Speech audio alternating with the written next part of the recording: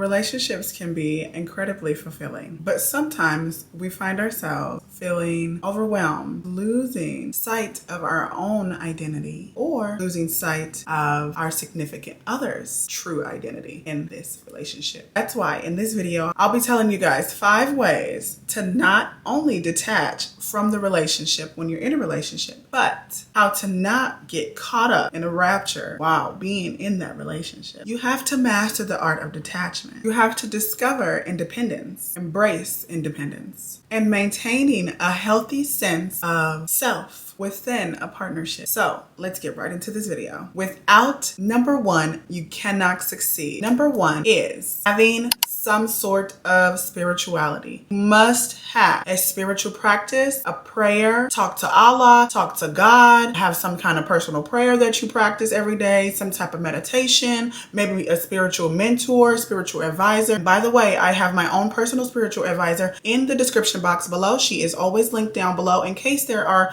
any of you guys out there looking for a spiritual advisor, and she has gotten me to where I am today. And I talk about her in every video because she is so reliable, and I just love her work and how detailed and deep she gets me into my own life. So if you guys are ever looking for a spiritual advisor, spiritual mentor, make sure you guys check my description box below. But you must have a spiritual practice as number 1 to succeed in a successful relationship. Why I say this: when things are going bad in a relationship, what do? Where do you go to? Have a daily practice where you already are embracing prayer. You already know who to contact when things go bad. Always have to confide in outsiders getting in your business or getting others' opinions that don't matter. You confide in God. Have a spiritual practice, a spiritual advisor. Talk to God, talk to Allah, talk to your spiritual leader or whoever it is that you believe in to improve or to keep balance in this relationship. Balance within yourself so that things stay doable, things stay sane, things continue to work in your favor and work out for you. You have to have something to fall back on,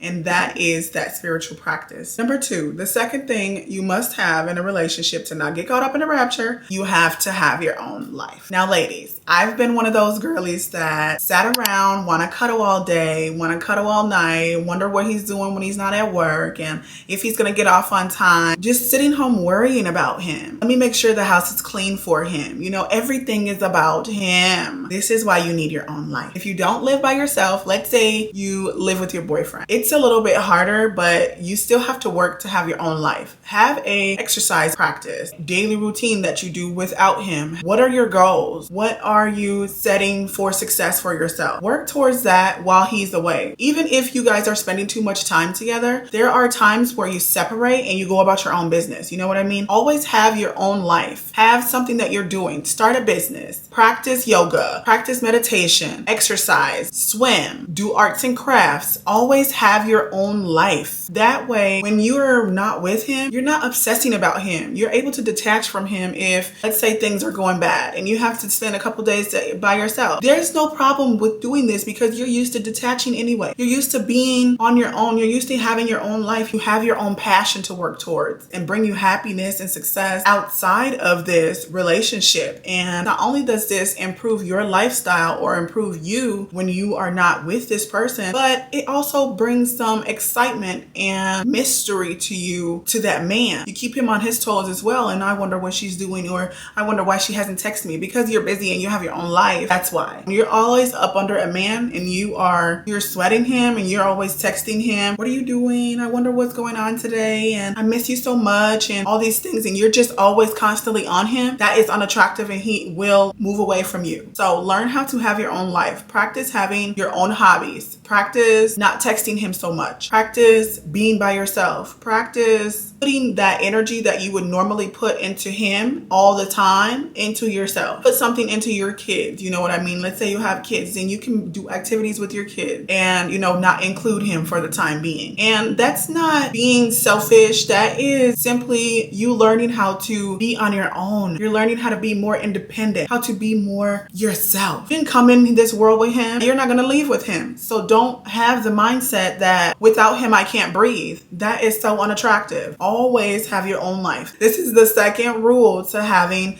detachment from a relationship or from not getting caught up in a rapture. We don't want to do that. So picture yourself standing on a shore, feeling the warm sun on your skin and the gentle breeze in your hair. This simple feeling of peace and tranquility, this is the type of detachment you want to experience in a relationship. There's no distractions from enjoying this peaceful feeling of ease and joy. This is what you want to feel when you are not with your partner. You want to feel as if you are on a sunset. And that may sound bad to a lot of people, but why you want to feel this is because it's so peaceful. You don't want to feel like, oh my world, you don't want to feel anxiety when he's away from you. You don't want to feel like you can't think or you can't eat or you can't breathe. You have to wait for him to come to get something done, or you have to wait for him to be around in order to move or function or think right. That is a very unhealthy relationship. And if you are like that, you need some work. You got some work to do, and that's why you're watching this video. Now, don't get me wrong. Detachment doesn't entirely mean disconnecting fully from your partner. Instead, it's about finding the true balance between independence and togetherness in that relationship. There's a difference. When you're together, you want to enjoy that time being together. There are times that you need breaks. Everybody, that you're a human, and in a toxic relationship, there are no breaks. A man or a woman that doesn't want to separate from you and don't want you to be away from them, whether you live together or not, that is a toxic relationship.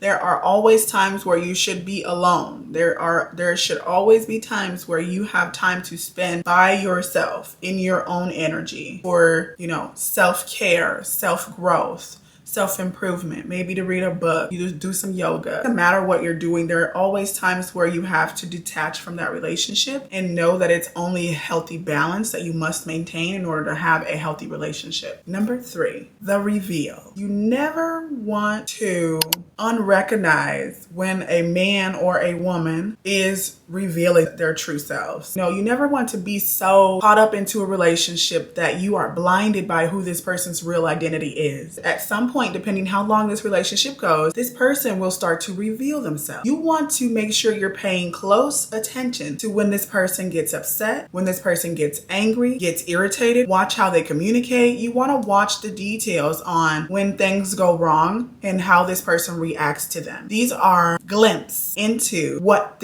life is going to be like with this person. Never get it twisted. You never want to outplay yourself or get into this fake, phony role of this is going to be a beautiful life with this person. But you see that when he gets angry, he starts to throwing things around the house, or he gets uncontrollably angry. And now you're shocked and don't know what happened. This is how he will respond. This is how it will continue to be. And then they will continue to expose themselves. The real self. Don't get it twisted on who this person reveals who they are. There are times in a relationship where I have misinterpreted the behavior of my partner and took it to be, oh, he was just upset. Oh, I'm just going to push that under the rug. Or, he didn't mean to treat me that way. But in reality, once I stayed into that situation, that behavior continued. It became a cycle because this is who that person always was. So if you are making false stories in your mind about this person and how things will be, make sure you're detaching from that false story that you have in your mind on who this person could be,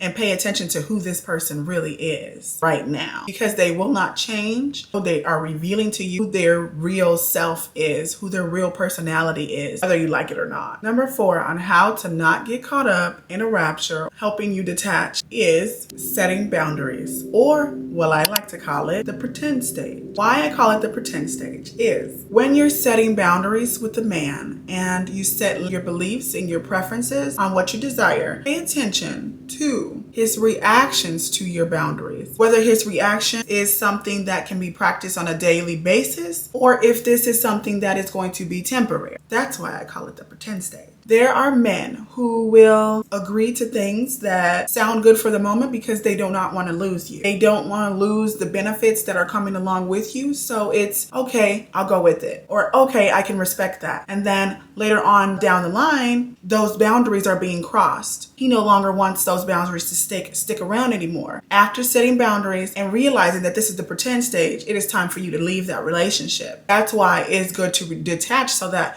When you set boundaries, you have standards, and it's easier to detach from that situation when your boundaries are being crossed. When that person no longer agrees to your boundaries or decides to switch up on your boundaries, you are able to say, you know what? I don't deserve this. I will not accept this. I've set my boundaries, and that's only what I will accept. This is when you're able to speak with respect and let them know that, hey, you know what? I don't have a problem with leaving this situation. If my boundaries or my standards cannot be met or will not continue to be met, I have no problem with disconnecting from this situation and moving on to the next. And this is a crucial step because men will test you to see how stern you are going to be on those standards. In every relationship I've been in, there has been that other partner who will try to test my boundaries. And I can say now from my experience, this is something that men do. Men will see how far you will allow them to go. It's a male activity that is normal. I've heard it in many other women's relationships. I won't say that this is something healthy, but I will say that this is a male trait to see. Let me see if this boundary that she told me is really what she's about. So when you set a boundary and a preference, you want to make sure you stick to that. Don't change it for anything. If he no longer agrees to this boundary that you set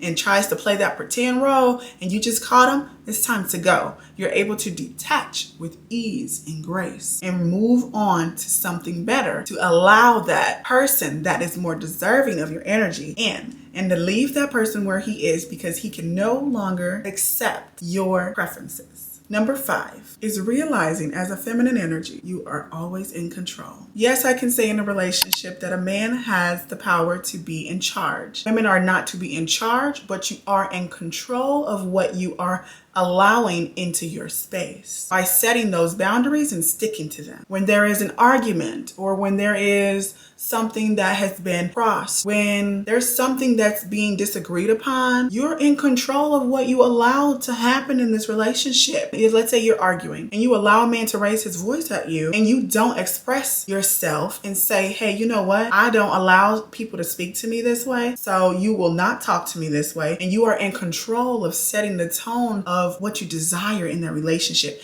And there's a feminine way to express this as well. You don't have to be all in his face about it. You can be expressive. You're in control of allowing what comes in and out of your relationship. Don't allow people to talk bad about you outside of the relationship or disrespect your boundaries, plans within this relationship. Don't ever lose control or lose those standards for anybody. Never allow that significant other to devalue you within that relationship. When it becomes this, it's time to leave and leave quick. Let them know, I'm not afraid to lose you. It's easy to detach because I'm practicing detachment. There's no problem with moving on to the next man or woman because I have value within myself. Never lessen your value or allow a person to make you feel like you're less than. It is essential for you to know that you're always in control. Remember that if someone is not playing your game, it's time to go. Game over. Remember that life is a game. And if you haven't watched my video, link it up right here. Stop trying to be so in love with the situation, so stuck to something that's not pleasing you anymore. It makes it easier to detach when you are remembering who you are, remembering your value, and remembering that you're in control of what you allow to be in your game. Thank you guys so much for tuning into this video. If you watched all the way through, I love you and appreciate you. Thank you for looking all the way to the end of this video. Don't forget to like, comment, and share and subscribe to this video for more. I love you so much and I can't wait to see you in the next video.